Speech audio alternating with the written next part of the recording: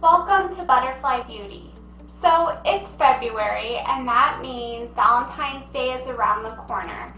So if you don't have any plans, you don't have a date, or just don't like Valentine's Day, don't stress. This tutorial is about waking up that Victoria's Secret model that's in all of us. I've been having a serious craving for a black smoky eye and nude lip. This is the classic bombshell look. It screams romantic, sultry, and dare I say sexy. And who doesn't want to feel like a sexy bombshell? I know I do. So no matter if you have a special date planned, you're just hanging out, or getting together with friends and having a no-calorie day, a day where calories don't count, like, let's face it, the best day of the year, you can totally rock this look and wake up that inner Victoria's Secret model that's in all of us. Okay, so let's get started. I'm priming my skin with the Raw Skincare Botanical Face Primer, and then to give me a nice luminous glow on the high points of my face, I'm using the MAC Strobe Cream. I have a fair amount of redness and discoloration to conceal today prior to going into foundation. So I'm using the IT Cosmetics Bye Bye Redness and applying it to those troubled areas with a concealer brush. And then to start the blending process, I'm going to be softly stippling it into the skin with the Morphe 439 brush that we're going to use to apply our foundation. For foundation, I'm using the DiorSkin Star Foundation and applying it to the skin with my fingertips and blending it with a Morphe 439 brush that I just mentioned. The best application I feel for using this brush is to press the brush into the skin and then softly pull down. I find this works best than just stippling it and bouncing it right onto the skin. The pulling down motion really helps smooth out the application process. Because this is a full-on glam look, I'm definitely going to be going with some cream contour. So I'm taking the bronze shade from the Dr. Jart BB Matte Contour Kit, and I'm dotting it onto the skin. This product is very pigmented, so you don't need a whole lot. And I'm applying it right below the cheekbones onto the forehead and jawline, and I'm blending it out with a small dual fiber brush from Morphe. This is the Morphe 404 brush.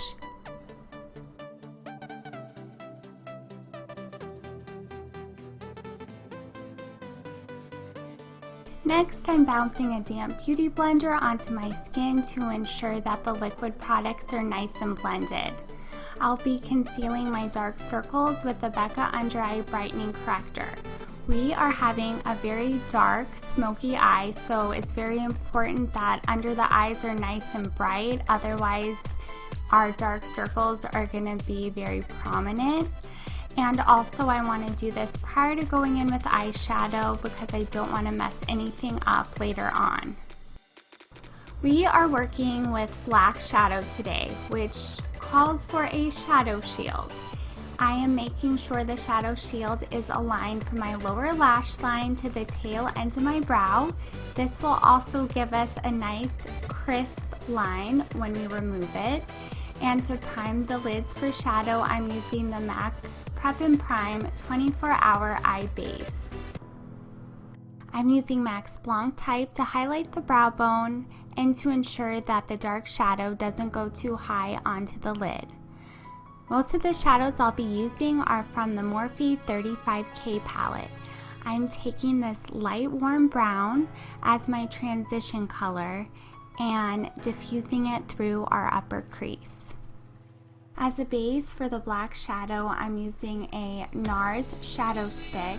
I'm applying it right by the lower lash line and then blending it up towards the crease. You don't want to go past the crease, and this will ensure that we have a nice opaque application of the black shadow.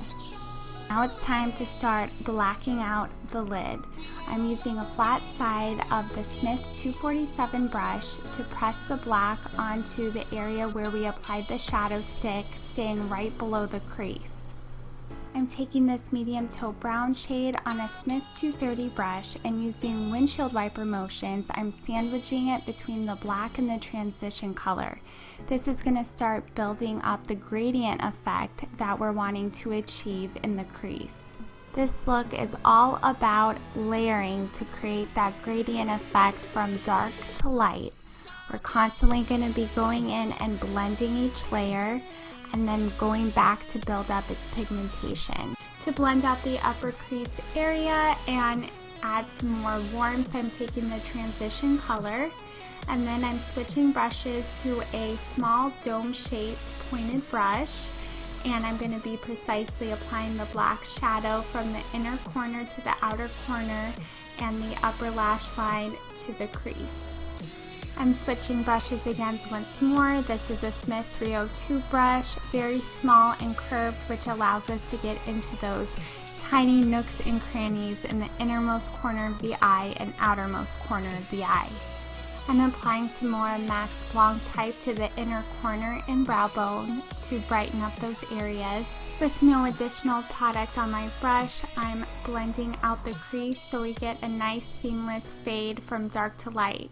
I lightly dusted this camel color onto my upper crease because I wanted the upper crease area to have some warmth, and this really brought the black smoky eye to life.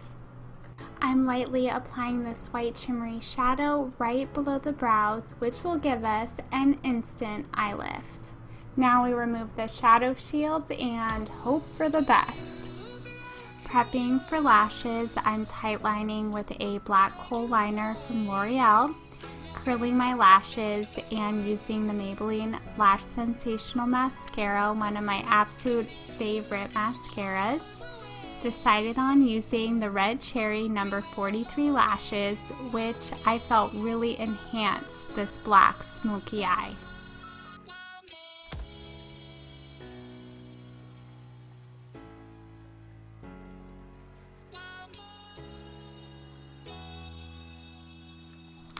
Before moving on to the lower lash line, I'm going to be concealing and highlighting with the MAC Prolongwear Concealer, applying it to the high points of my face and right below my cheekbones to make that contour pop, and blending that out with a damp beauty blender. Moving on to concealing and highlighting under the eyes, ever so carefully so we don't disrupt the hard work we just accomplished on our black smoky eye.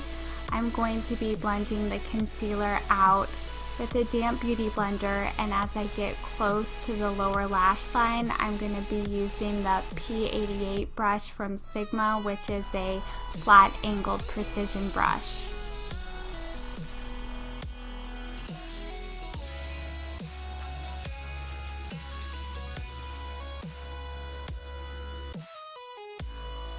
As always, I'm going to be setting my under eye area with the MAC Pro Emphasized Powder and a Real Techniques contour brush.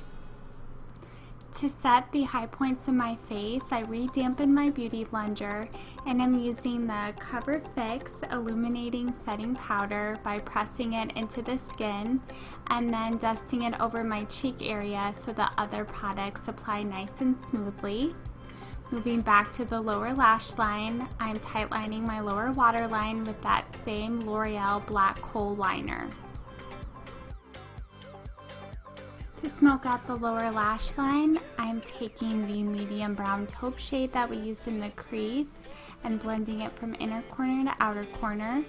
Then with a flat definer brush, I'm stamping a darker brown taupe shade in the same color family right underneath the lower lashes, and then blending it out again with the pencil brush. And then for lower lash mascara, I'm using the MAC Gigablack Lash.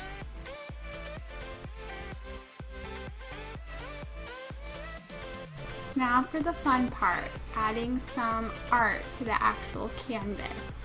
I'm going to be bronzing up the complexion and setting the cream contour that we used earlier with the Benefit Hoola bronzer.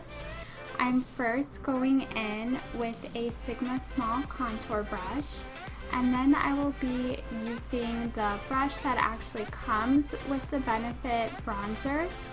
It's shaped similarly to the Nars Ita brush, and I'm going to be carving out my cheekbones and then also doing a nose contour as well. And this is shaped perfectly for doing the nose contour. Then I'm using a powder brush just to ensure that the bronzer is nice and blended.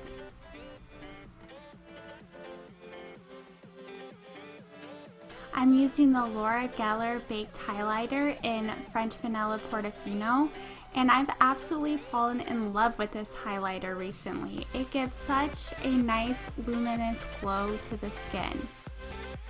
And as you, I'm sure, are aware by now, I'm a little excessive when it comes to brushes. So as I go from larger areas to smaller areas, I decrease my brush size to give a more precise application. I felt like this black smoky eye look called for a subtle pink flush, and to achieve this I used the MAC Prolongwear blush in Blush All Day on a Morphe E4 brush.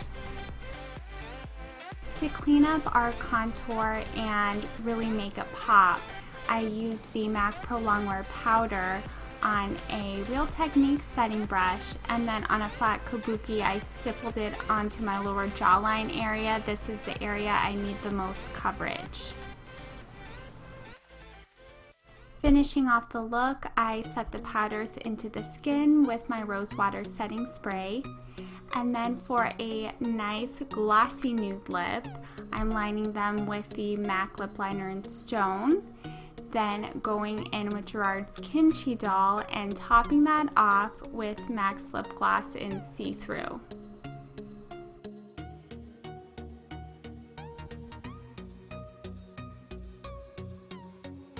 By now, I'm sure your inner bombshell is awake and alert. I'm sending you all lots of love, and I will see you in my next one. Remember, you're beautiful inside and out.